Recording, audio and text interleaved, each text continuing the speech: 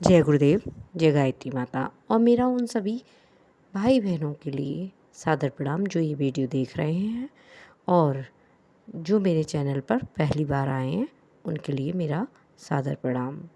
मेरा उन बहन भाइयों के लिए आग्रह है जो पहली बार इस चैनल पे आए हैं, कृपया इस वीडियो को लाइक करें, कमेंट करें और चैनल को सब्सक्राइब करें।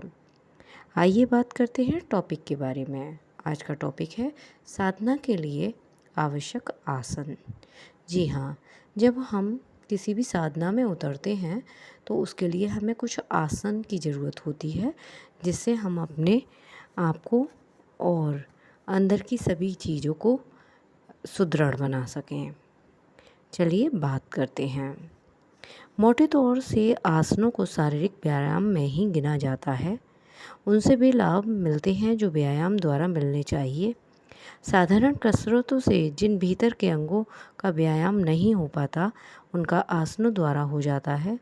ऋषियों ने आसनों को योग साधना के लिए इसलिए प्रमुख स्थान दिया है कि ये स्वास्थ्य रक्षा के लिए अतीब उपयोगी होने के अतिरिक्त मर्म स्थानों में रहने वाली हव्यवहा और कव्यवहा तड़ित शक्ति को क्रियाशील रखती हैं।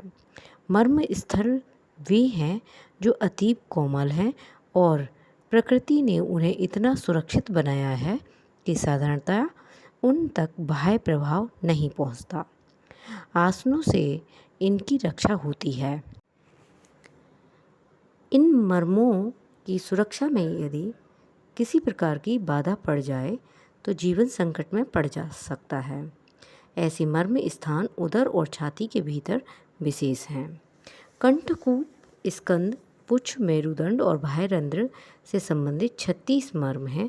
इनमें कोई आघात लग जाए, रोग विशेष के कारण विकृति आ जाए, रक्त विसरण रुक जाए और विष बालुका जमा हो जाए तो देह भीतर ही भीतर घुलने लगती है। बाहर से कोई प्रत्यक्ष या विशेष रोग दिखाई नहीं पड़ता, पर भीतर भीतर देह खोखली हो जाती है। नाड़ी में ज्वर नहीं होता, पर मुंह का कड़वापन, शरीर में रोमांच, भारीपन, उदासी, हड्ड फूटन, सिर में हल्का सा दर्द, प्यास आदि भीतरी ज्वर जैसे लक्षण दिखाई पड़ते हैं। वैद्य डॉक्टर कुछ समझ नहीं पाते, दवा दारू देते हैं, पर कुछ विशेष लाभ नहीं होता।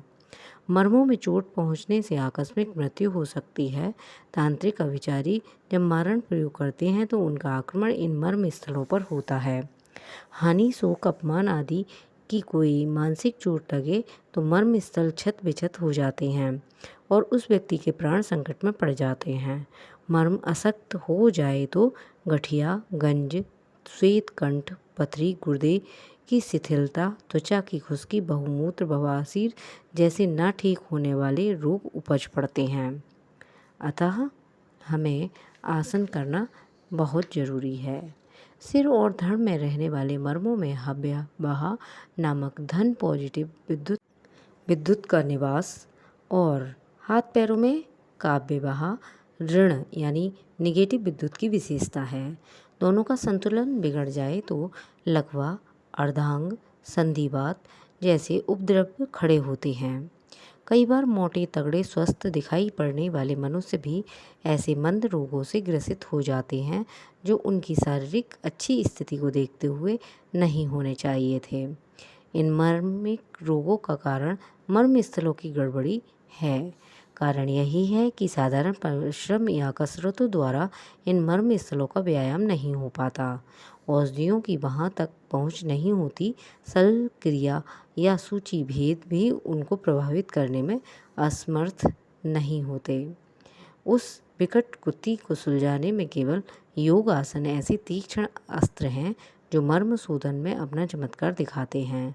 ऋषियों ने देखा कि अच्छा आहार विहार रखते हुए भी व्यायाम की समुचित व्यवस्था रखते हुए भी कई बार अज्ञात सूक्ष्म कारणों से मर्म स्थल विकृत हो जाते हैं और उनमें रहने वाली हव्यवहा और काव्यवहा तड़ित शक्ति का संतुलन बिगड़ जाने से बीमारी तथा कमजोरी आ घिरती है, जिससे योग साधना में बाधा पड़ती है। इस कठिनाई को दूर करने के लिए उन्होंने अपने दीर्घकालीन अनुष्ठान और अनुभव द्वारा आसन क्रिया का आविष्कार किया।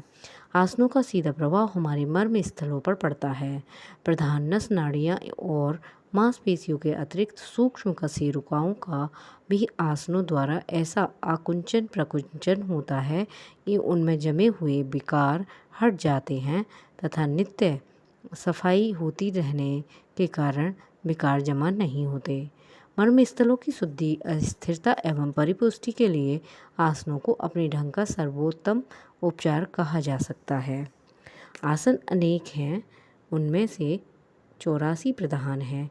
उन सब की विधि व्यवस्था और उपयोगिता वर्णन करने का यहाँ अवसर नहीं है। सर्वांगपूर्ण आसन विद्या की शिक्षा यहाँ नहीं दी जा सकती। इस विषय पर हमारी बलवर्धक व्यायाम पुस्तकें देखनी चाहिए। आज तो हमें गायत्री की योग साधना करने के इच्छुकों को ऐसे सुलभ आसन बताना पर्याप्त होगा जो साधारणतः उसके सभी मर्म स्थलों की सुरक्षा में सहायक हों। 8 आसन ऐसे हैं जो सभी मर्मों का अच्छा प्रभाव डालते हैं। उनमें से तो 4 अधिक अपनी सुविधा के लिए जनक हों। उन्हें भोजन से पूर्व कर लेना चाहिए। इसकी उपयोगिता एवं सरलता अन्य आसनों से अधिक है। उपासना के पश्चात ही करना चाहिए। इससे रक्त की गति तीव्र हो जाने से उत्पन्न हुई चित्त की चंचलता ध्यान में बाधक न हो। सर्वांगासन। सर्वांगासन आसन पर चित्त लेट जाइए और शरीर को बिल्कुल सीधा कर लीजिए। दोनों हाथ को जमीन से ऐसा मिलाकर रखिए कि हथेलियां जमीन से चिपकी रहें। अब घुटने सीधे खड़े करके दोनों पैर मिले हुए ऊपर को उठाइए और पैरों को ले जाकर सिर के पीछे जमीन से लगाइए। अब पैर मुड़ने ना पावें बल्कि सीधे तने हुए रहें। हाथ चाहे ज़मीन पर रखिए, चाहे सहारे के लिए कमर से लगा लीजिए। ठोड़ी कंठ के सहारे से चिपकी रहनी चाहिए। अगला है पद आसन। पालती मारकर आसन पर बैठ जाइए। फिर पीठ के पीछे से दाहिना हाथ ले जाकर दाहिने पैर का अंगूठा पकड़िए और बायां हाथ उसी तरह ले जाकर बाएं पैर का अंगूठा पकड़िए। पीठ को तान दीजिए और दृष्टि नासिका के अग्रभाग पर जमाइए। ठोड़ी को कंठ के मूल से गड़ाए रखिए। बहुतों के हाथ शुरू में ही पीठ के पीछे घूमकर अंगूठा नहीं पकड़ सकते। इसका कारण उनकी नसों का शुद्ध और पूरे फैलाव न होना। इसलिए जब तक दोनों पैरों के अंगूठे पकड़े ना जा सकें तब तक एक ही पैर का अंगूठा पकड़ अभ्यास कीजिए। पादहस्तासन। सीधे खड़े हो जाइए। फिर धीरे धीरे हाथों को नीचे ले जाकर हाथ से पैरों के दोनों अंगूठों को पकड़िए। पैर आपस में मिले और बिल्कुल सीधे रहने चाहिए, घुटने मुड़ने ना पावें। इसके बाद सिर दोनों हाथों के बीच भीतर की ओर ले जाकर नाक सीधा घुटनों से मिलाइए। दाहिने हाथ से बाएं पैर और बाएं हाथ से दाहिने पैर का अंगूठा पकड़ करके भी ये किया जा सकता है। इस आसन को करते समय पेट को भीतर की ओर खूब और खींचिए। उत्कट आसन। सीधे खड़े हो जाइए। दोनों पैर, घुटने, एड़ी और पंजे आपस में मिले रहने चाहिए। दोनों हाथ कमर पर रखें। पेट को कुछ भीतर की तरफ खींचें और घुटनों को मोड़ते हुए सीधा रखते हुए धीरे धीरे पीछे की ओर झुकाएं। इस प्रकार बिल्कुल उस तरह हो जाइए जैसे कुर्सी पर बैठे हैं। जब कमर झुककर घुटनों के सामने हो जाए तो उसी दिशा में स्थिर हो जाना चाहिए। इसका अभ्यास हो जाने पर एड़ियों को भी ज़मीन से उठा दीजिए और केवल पंजों के बल स्थिर होइए। उसका भी अभ्यास हो जाए तो घुटनों को खोलिए और काफ़ी फैला लीजिए। ध्यान रहे घुटनों को इस प्रकार रखिए कि दोनों हाथों की उंगलियां घुटनों से बाहर जमीन को छूती हों। पश्चिमोत्तर आसन। पैरों को लंबा फैला दीजिए। दोनों पैर मिला रहें। घुटने मुड़े ना हों, बिल्कुल सीधे रहें। टांगें जमीन से मिली रहें। इसके बाद टांगों को झुकाकर दोनों हाथों से पैरों के दोनों अंगूठों को पकड़िए। ध्यान रहे कि पैर जमीन में जरा भी उठने ना पाए।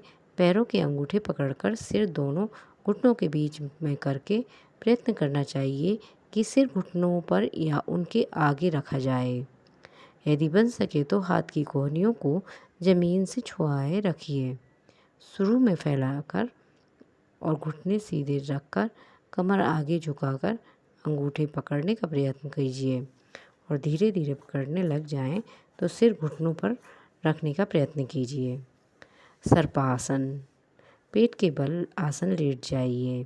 फिर दोनों हाथों के पंजों जमीन पर टेक दीजिए। पंजे नाभि के आसपास रहें। शरीर पूरी तरह जमीन से चिपका हो।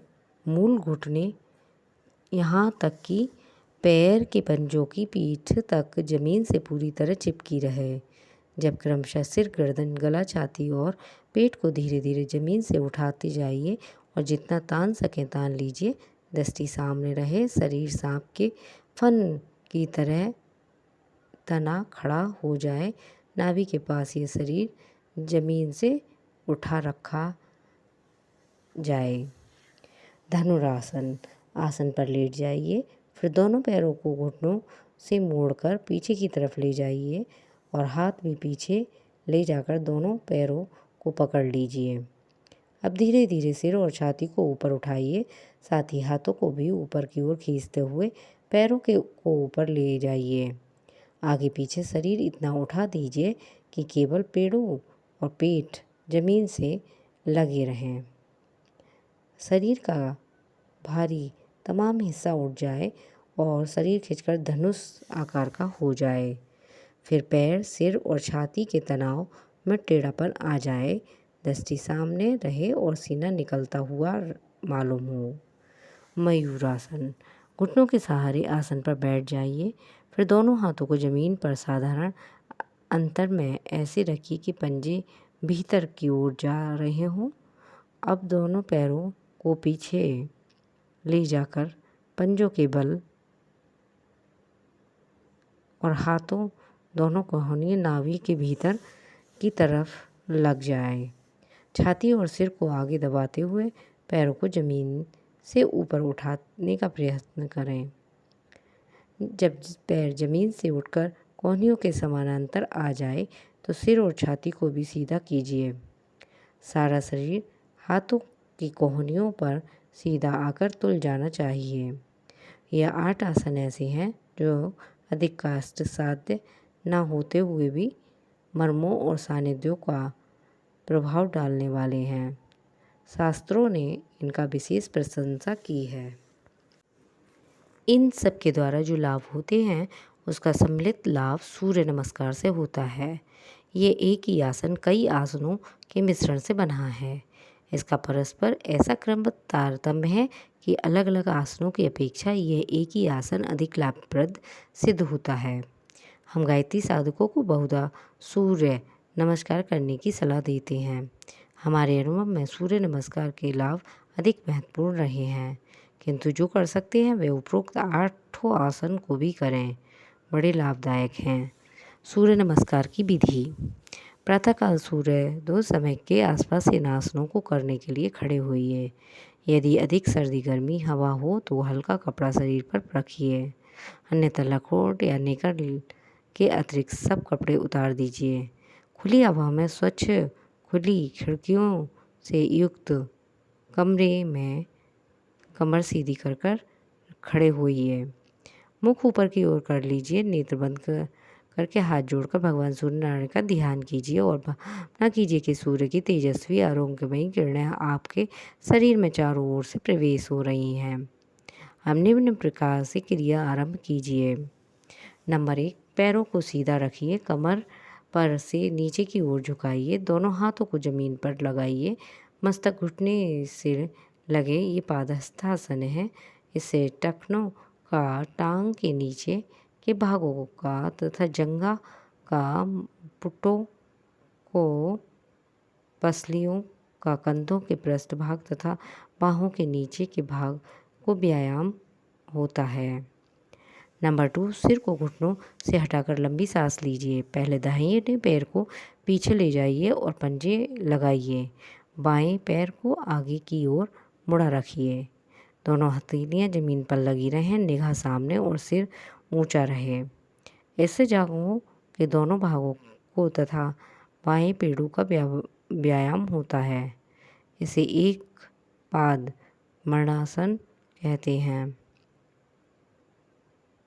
अब है नंबर 3, बाएं पैर को पीछे ले जाइए, उसे दाहिने पैर से सटाकर रखिए। कमर को ऊंचा उठाकर रखिए, सिर और सीना कुछ नीचे झुक जाए। यह द्विपाद प्रणासन है। इससे हथेलियों की सब नसों का, भुजाओं का और पैरों की उंगलियों और पिंडलियों का व्यायाम होता है। नंबर 5, इसे अष्टांग प्रतिपा दोनों पाँवों के घुटनों, दोनों हाथ, छाती तथा मस्तक, इन सब अंगों को सीधा रखकर भूमि में स्पर्श कराइए। शरीर तना रहे, कहीं लेटने की तरह निश्चेत न हो जाइए, पेट जमीन को ना छुए। अगला है, इसे अष्टांग प्रणितप आसन कहते हैं। इसे बाहों, पसलियों, पेट, गर्दन, कंधे तथा भुजदंडों का व्यायाम होता है। नंबर 5, हाथों को सीधा खड़ा कर दीजिए, सीना ऊपर उठाइए, कमर को जमीन की ओर झुकाएं, फिर ऊंचा कर दीजिए। आकाश को देखिए, घुटने संभलने पर ना टिकते पाएं। पंजे और हाथों पर शरीर सीधा रहे, कमर जितनी मुड़ सके मोड़िए ताकि अड़ ऊपर को अधिक उठ खड़े हों। यह सर्पासन है। इससे जिगर का, हाथों का तथा कंठ का अच्छा व्यायाम है। नंबर 6, हाथ पैर के पूरे तलुए जमीन से स्पर्श कराइए। घुटनों और कोहनियों को टेकने झुकने न दिया जाए। कमर को जितना हो सके ऊपर उठा दीजिए। ठोड़ी कंठमूल में लगी रहने से नीचे रखिए। ये मयूरासन। इसके गर्दन की पीठ, कमर, कूल्हे, पिंडली, पैर तथा भुजदंडों की कसरत होती है। नंबर 7, यहाँ से अब पहली की हुई क्रियाओं का वापस आया जाए। दाहिने पैर को पीछे ले जाइए। पूर्वोक्त नंबर 2 के अनुसार एक पाद प्रणासन कीजिए। नंबर 9, नीचे खड़े हो जाइए। दोनों हाथों को आकाश की ओर ले जाइए। सीने को जितना पीछे ले जा सके ले जाइए। हाथ जितना पीछे ले जा सके ठीक है, पर मुड़ने ना पाए। ये ऊर्ध्व नमस्कार सन है। इसमें फेफड़ों और हृदय को अच्छा व्यायाम होता है। नंबर 10, अब उसी आरंभिक स्थिति में आ जाइए और सीधे खड़े होकर हाथ जोड़िए। फिर सूर्य भगवान को नमस्कार कीजिए। यह एक सूर्य नमस्कार हुआ। आरंभ 5 में से करके सुविधा अनुसार थोड़ी थोड़ी संख्या धीरे धीरे बढ़ाते जाना चाहिए। व्यायाम काल में मुंह बंद रखना चाहिए। सांस नीचे से ही लेनी चाहिए। जय गुरुदेव, जय गायत्री माता।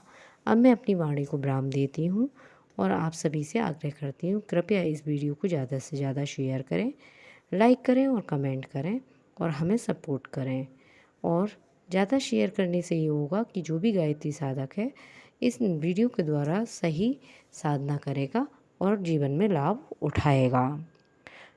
जिस किसी को भी व्यायाम से संबंधित वीडियो देखनी है तो कृपया दूसरे चैनल पर संपर्क करें और उसको सब्सक्राइब करें। जय गुरुदेव, जय गायत्री माता। धन्यवाद।